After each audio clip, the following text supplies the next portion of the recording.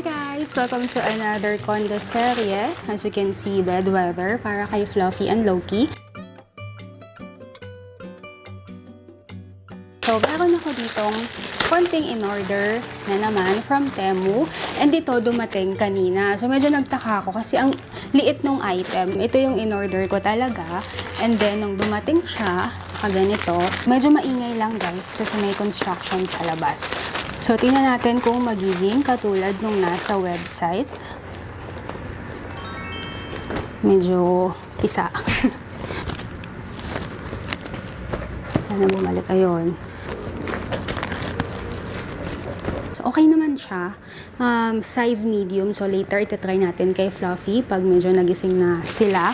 And then, another item. So, ito talaga yung gagamitin ko para gawan sila ng sarili nilang sala. Ayun. Wow. Fluffy, oh. Ay, ang laki. Ayan ang laman sa loob. Sa website, akala ko maliit. Kasi ang mga model doon, mga pusa. Ganda niya. Malaki. So, may kasama na. Guys, sorry may construction sa labas. So, meron na siyang libre na screwdriver. 4 na paa. Tapos, ito yung mga screw. Ito kasi yung couch ko dito. Nung bago to, actually kulay itim din yan, yung mga paa niya. So, halos ganito din yung itsura. Ang ginawa ko, binalutan ko ng ganito, yung parang sticker paper. So, from black, naging parang wooden yung style niya. Si Fluffy, hindi talaga to nakakatulog kapag wala siya sa bed. Medyo luma na, nahawa naman ako, so pinalitan ko na. And subukan natin na dark siguro, dark wood.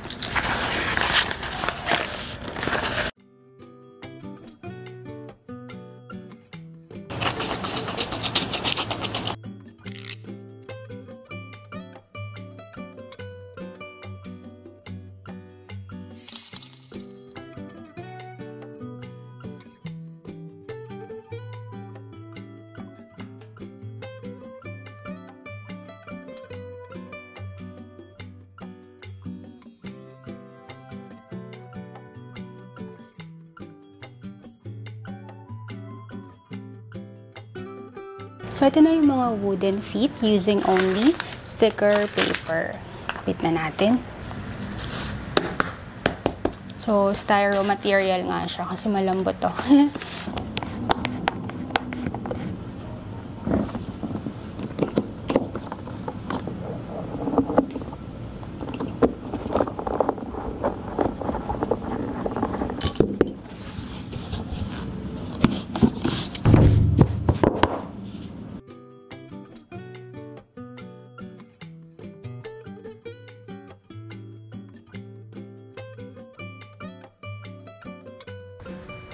Dali.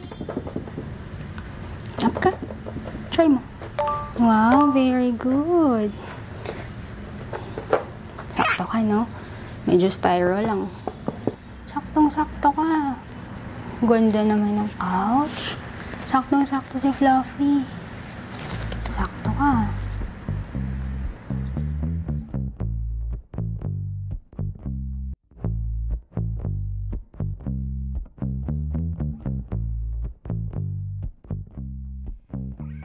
Sige, tulog ka na. Malis. Kiyo. Try mo. Dali. Try mo.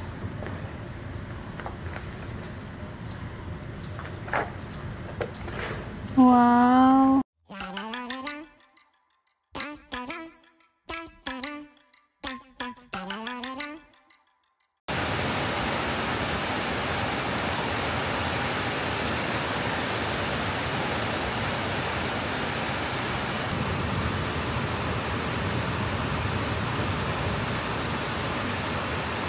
Meron pa ako dito ang konting items. Ito for the kitchen. Pero pakita ko na din. For kids to eh.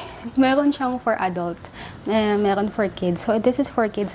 In-expect ko lang, medyo light beige. So, parang dark brown in person. Pero, I think okay naman yung size niya. So, dahil nga sala. So, ito inisip ko, bandang taas, ganyan. Isi-screw eh. Parang kailangan natang i-screw. So, meron siyang maliit, sobrang liit. na mga screw. Ayun.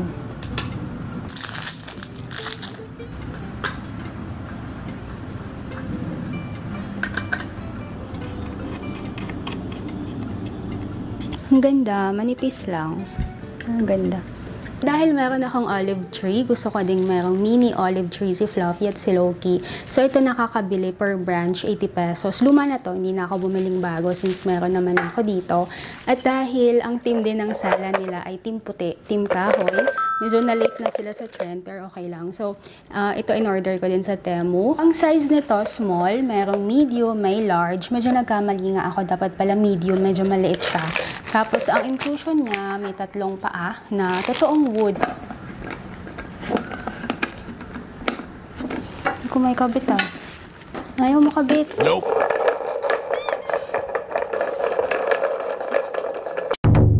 Hindi ko maikabit yung paa ng pot. So ito muna yung gagawin natin. Dahil nga wala siyang support. So papakita ko sa inyo usually yung ginagawa ko. Hindi ko lang to sa mga pet bed ginagawa. Papakita ko sa inyo.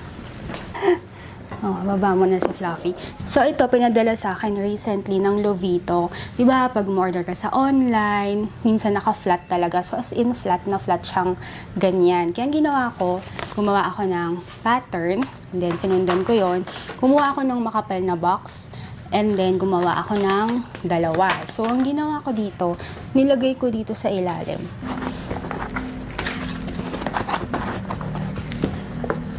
So, ngayon, gagamitin ko siya. Meron ng volume. Hindi na siya flat na flat. Tapos, gumawa pa akong 2 extra. Para kapag na-deform na yung 2, hindi ko na kailangan gumawa. Meron ng spare. Okay, so ganito yung gagawin ko dito sa dog bed.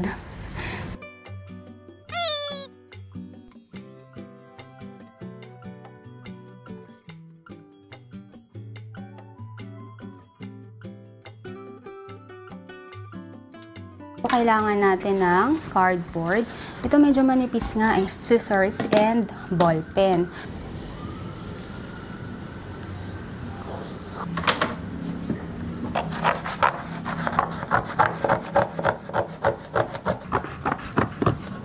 Siya pa ba isa?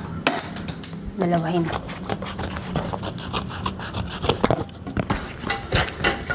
Yun.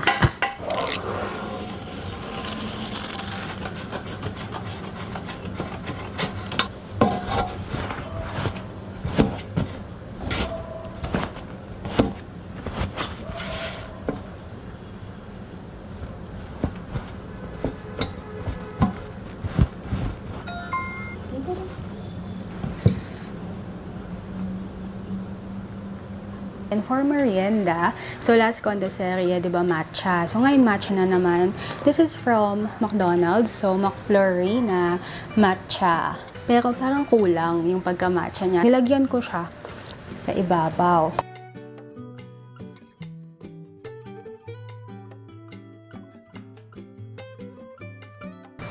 Yun na, matchang-matcha na. Sarap. So, naganap ako ng ibang screw dito, kaya lang hindi din pala kasya. So, pinilit ko na lang. Kailangan pala pinipilit. Sakit sa kamay.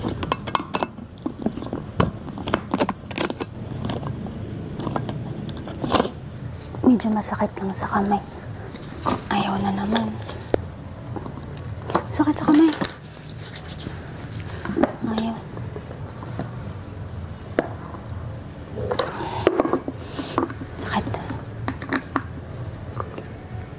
Ayan. Finally, okay na.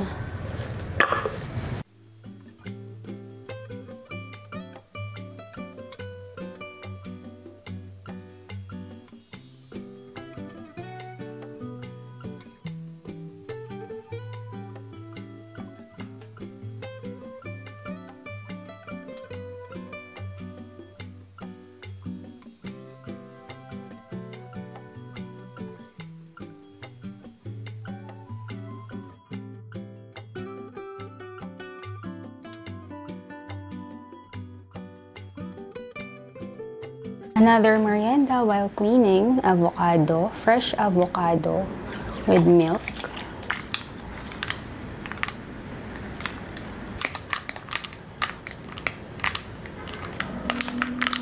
Lalagay ko na din to dito sa pot.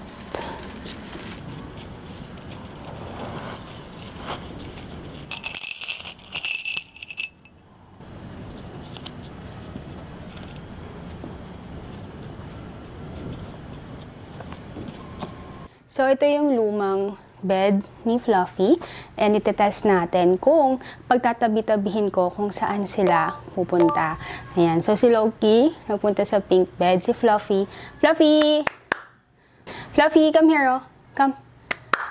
Fluffy, go to your bed. Come here. Fluffy, come here. Nye. Nakita nyo, dito pa din siya nagpunta sa luma na favorite niya. Paiba-iba yung araw. Kasi kumukulimlim. Tapos umaaraw. Ano kaya? So, ayan, tinakpan ko na lang. So, bakit pa may box dito? Ito kasing si Fluffy, bukod sa sobrang hilig niya sa bed, mahilig din siyang pumasok sa mga like container, boxes, minsan even luggage. Kapag nag-e-empake ako, yun, pumupunta siya. So, one day, try mo nga dito, Loki. Yan. So, parang ganyan. So, one day, ina-unbox ko to. This is one of my newest vacuums, Dream Vacuum. And then ganyan. So, nasa lapag. Tapos, pumunta silang dalawa. Kaya nilagyan ko ng unan. For some reason, nagustuhan din naman nila. Nakakatawa lang kasi tignan nyo. Dalawa yung bagong bed, pero saan sila natutulog? Sa luma pa din. Feeling ko dahil syempre yung scent nila nandun. Tapos, nakasanayan na din nila. Minsan ginagawa ko dito, dalawa sila. So, sa kabila si Loki, tapos si Fluffy. Dito naman. Ayan, sharing.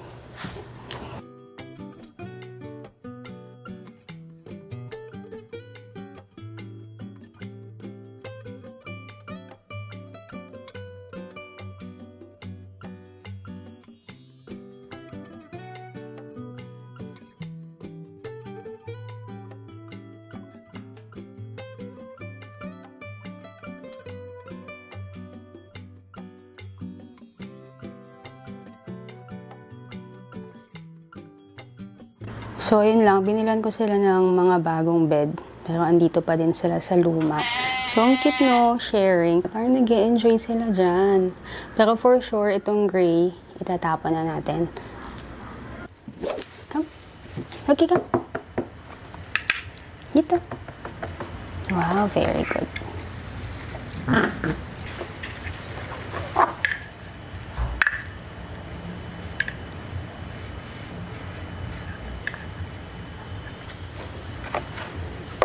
Kia water.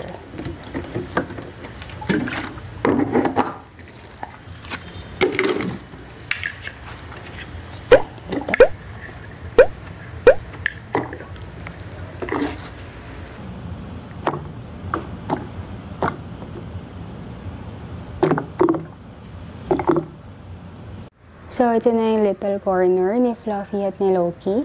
Dito sa pinakakanan, ito yung mga toys nila. And then, small version ng olive tree na meron din ako. And then, couch or bed. Nakakulay din ng couch ko. Yung inuminan nila. Some favorite toys. And, itong Did Someone Say Walk. So, ito namang pink bed. Dito sa beauty room.